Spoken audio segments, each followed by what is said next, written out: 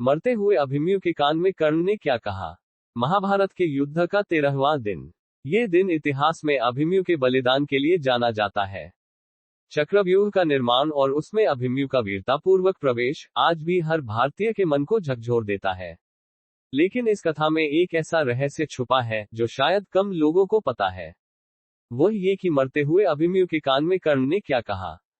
अगर आपको ये कहानी प्रेरणादायक लगे तो कृपया हमारे चैनल को सब्सक्राइब करें, वीडियो को लाइक करें और बेल आइकन दबाएं ताकि आपको हमारे नए वीडियो की जानकारी तुरंत मिल सके।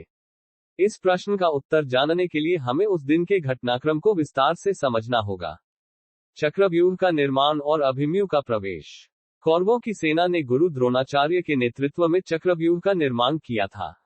यह एक घातक सैन्य संरचना थी जिसमें प्रवेश करना कठिन था और बाहर निकलना उससे भी अधिक कठिन। पांडव सेना के पास इसे भेदने का केवल एक ही योद्धा था, अर्जुन।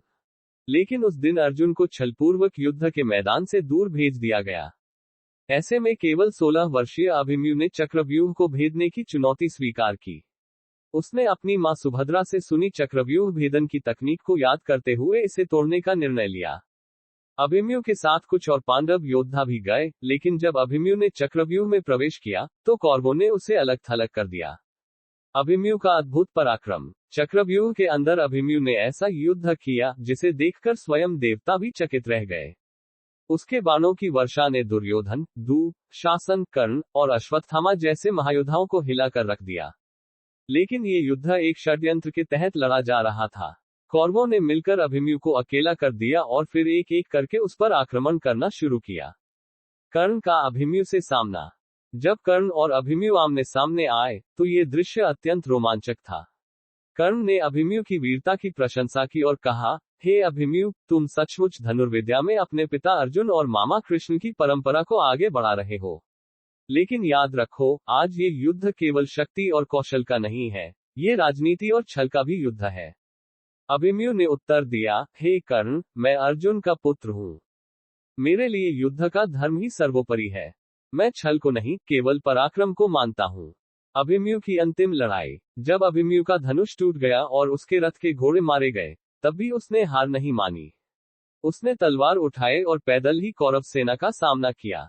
वह हर योद्धा को चुनौती देता रहा, लेकिन अंततः जब वह थक गया तो कौरवों ने उसे चारों ओर से घेर लिया। कर्ण ने उसे घेरने वाले योद्धाओं को रोकते हुए कहा, अभिमन्यु, तुम्हारी वीरता को मैं सलाम करता हूँ, लेकिन तुम्हें ये स्वीकार करना होगा कि आज की लड़ाई में तुम्हारा अंत निकट है। अभिमन्यु ने मुस्कुराते हुए कहा, मैं मृत्यु से नहीं डरता। मेरा जीवन धर्म और पांडवों के आदर्शों के लिए समर्पित है। मरते हुए अभिमन्यु के कान में कर्ण ने क्या कहा। जब अभिमन्यु जमीन पर गिरा तो कर्ण उसके पास झुका। उसके चेहरे पर गर्व और आंखों में आंसू थे। कर्ण ने धीरे से अभिमन्यु के कान में कहा, हे वीर, मैं तुम्हारी वीरता के आगे नतमस्तक हूँ। लेकिन तुम्हारे पिता अर्जुन को ये समझाना होगा कि यह युद्ध केवल पराक्रम का नहीं, बल्कि रणनीति और छल का भी है। तुमने जो बलिदान दिया है वह व्यर्थ नहीं जाएगा। तुम्हारी मृत्यु महाभारत के युद्ध का परिणाम तय करेगी।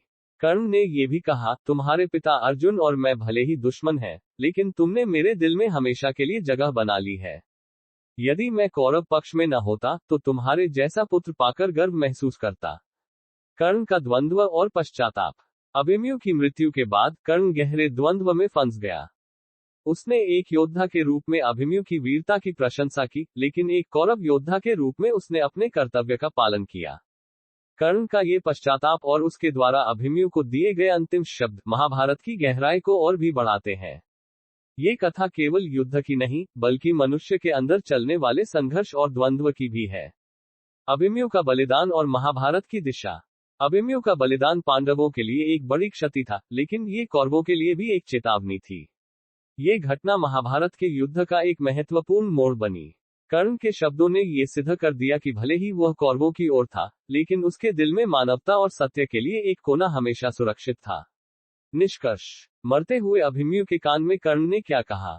इस प्रश्न का उत्तर हमें महाभारत की गहराई और कर्ण के व्यक्तित्व की जटिलता को समझने का अवसर देता है।